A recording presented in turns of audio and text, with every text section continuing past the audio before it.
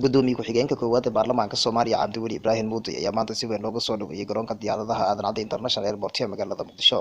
Gudoomiye Muudey ayaa muddooyinkii ugu dambeeyay howlo shaqo ugu maqnaa magaalada Istanbul ee caasimadda dalka Turkiga, halkaas oo kulamo uu kula yeeshay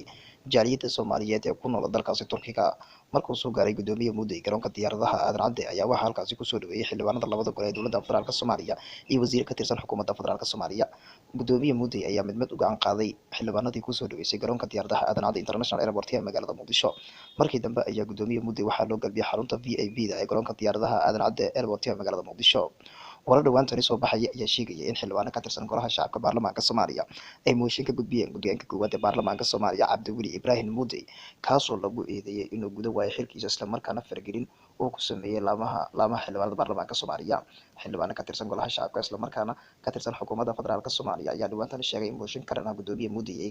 ay u gudbiyeen guddoonka sare ee golaha shacabka ee baarlamaanka Soomaaliya, waxaana weli hadalkaasi aanan u muuqan mid sida loogu talagalay u dhaqmay, maadaama inta badan xildhibaano ku jira golaha wasiirada isla markaana ka tirsan baarlamaanka Soomaaliya ay si weyn ugu soo dhaweeyeen garoonka diyaaradaha Aadan Cadde International Airport ee magaalada Muqdisho.